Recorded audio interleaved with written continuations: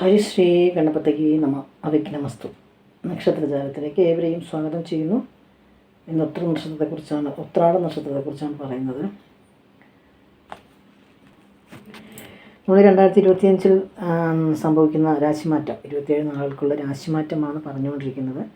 നിങ്ങളൊരു കാര്യം പറഞ്ഞുകൊണ്ടിട്ട് ആദ്യമായി ചാനൽ കാണുന്നുണ്ടെങ്കിലോ സബ്സ്ക്രൈബ് ചെയ്യാത്തുണ്ടെങ്കിലോ ഒന്ന് സബ്സ്ക്രൈബ് ചെയ്യുക. ബെല്ലിൻ്റെ ആകൃതിയിൽ ചിത്രമുണ്ടാകും. അത് തൊട്ട് കഴിയുമ്പോൾ 3 ഓപ്ഷൻ വരും. അതിൽ ഓൾ എന്നുള്ളൊരു വിഭാഗം ഒന്ന് തൊട്ട് വെച്ചാൽ ഞാൻ ഇടുന്ന വീഡിയോയൊക്കെ നിങ്ങൾക്ക് ആദ്യമേ തന്നെ ലഭിക്കും.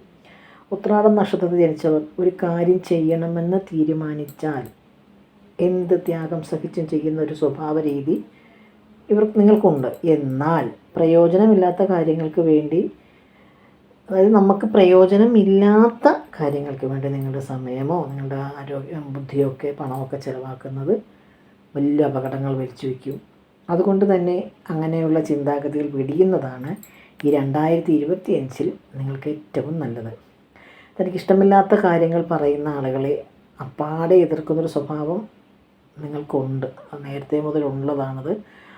അതൊന്ന് മാറ്റിയെടുക്കുകയാണെങ്കിൽ അത് നല്ലൊരു കാര്യമാണ്. അതൊന്ന് മാറ്റിയെടുക്കുന്നത് ഏറ്റവും നല്ല ഒരു കാര്യമാണ്. അങ്ങനെയുള്ള ആൾക്കാർ, അങ്ങനെയുള്ള സന്ദർഭങ്ങൾ വരുമ്പോൾ അവിടുന്ന് മാറിപ്പോവുക, അങ്ങനെയുള്ള ആൾക്കാരെ ഒന്ന് അകറ്റി നിർത്തുക. ഒന്നും ചിന്തിക്കാതെയുള്ള എടുത്തുചാട്ടം ഒന്ന് നിയന്ത്രിക്കുന്നത് നന്നായിരിക്കും. അതായത് ആലോചിക്കാതെയുള്ള എടുത്തുചാട്ടം നല്ലതല്ല. അതൊന്ന് നിയന്ത്രിക്കുന്നത് എന്തുകൊണ്ടും നല്ലതാണ്. പിന്നെ പറയാനുള്ള കാര്യമെന്ന് പറയാനായിട്ട്, ഏതൊരു കാര്യമാണെങ്കിലും നന്നായിട്ട് മനസ്സിലാക്കിയതിന് ശേഷം അതിൻ്റെ സത്യാവസ്ഥ മനസ്സിലാക്കിയിട്ട് കാര്യങ്ങൾ മുന്നോട്ട് കൊണ്ടുപോവുക. പെട്ടെന്ന് ഒരു തീരുമാനം എടുത്തിട്ട് ഒന്നും പറയാതെയോ പ്രവർത്തിക്കാതെയോ ഇരിക്കുക. മനസ്സിലാക്കിയതിന് ശേഷം മാത്രം ചെയ്യുക. പക്ഷേ ഏറ്റവും ഭയങ്കര ഒരുപാട് കഴിവുള്ളൊരു വ്യക്തിത്വമാണ് നിങ്ങളുടേത്. എന്നാൽ നിങ്ങളുടെ കഴിവുകൾ നിങ്ങൾക്ക് വേണ്ടി ഒരിക്കലും ഉപയോഗിക്കാറില്ല.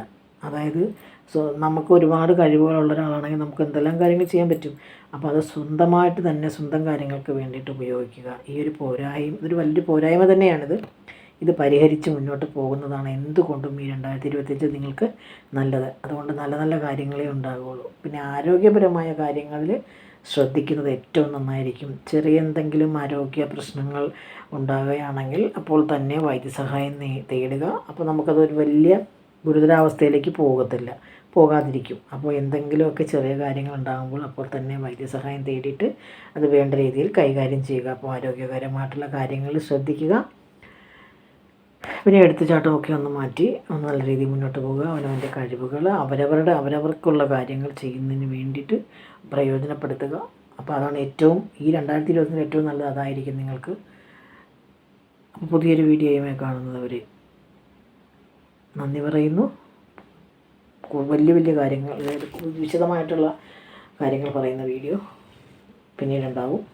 എല്ലാവർക്കും നന്ദി, നമസ്കാരം.